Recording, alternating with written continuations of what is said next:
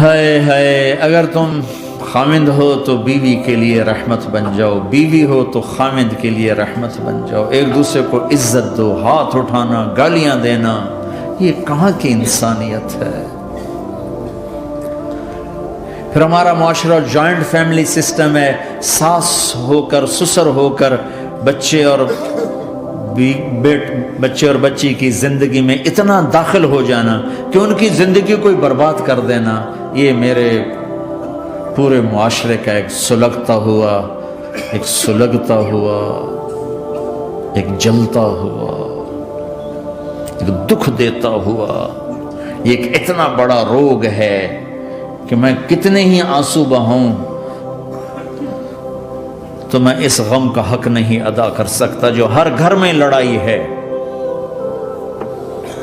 ساس اور سسر کا بے جا دخل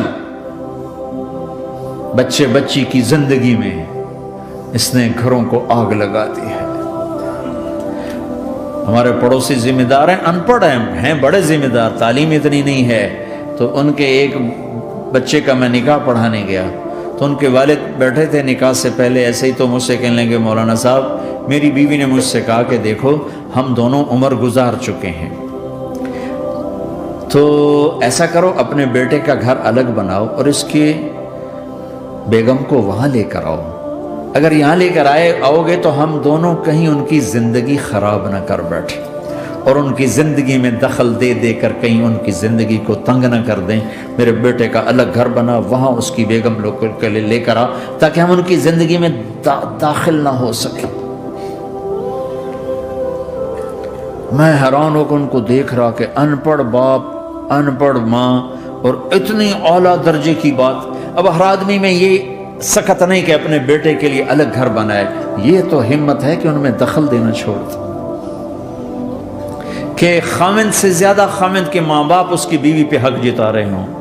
یہ میرے نبی کی معاشرت نہیں ہے۔ میں دکھ سے کہہ رہا ہوں، آپ محسوس نہ فرمائیں، کوئی عورت ساس ہے تو محسوس نہ کرے، کوئی سسر بیٹھے محسوس نہ کریں، میں درد بھری فریاد کہہ رہا ہوں، یہ میرے معاشرے کا سلگتا ہوا ایک مسئلہ ہے، ایک گہرا داغ ہے جس نے زندگیوں کو تباہ و برباد کر کے رکھ دیا ہے۔ کہیں اس کو الٹ بھی ہوتا ہے کہ آنے والی لڑکی ایسی بدتمیزی کرتی ہے کہ اس کے خامند کے ماں باپ کو بے عزت کر کے رکھ دیتی، رشتہ داروں سے توڑ کے رکھ دیتی ہے، یہ کیسز بھی ہیں لیکن یہ تھوڑے ہیں، یہ دوسرے والے زیادہ ہیں۔ میں اپنے نبی کی معاشرت بتانا چاہتا ہوں کہ میرے نبی کی زندگی میں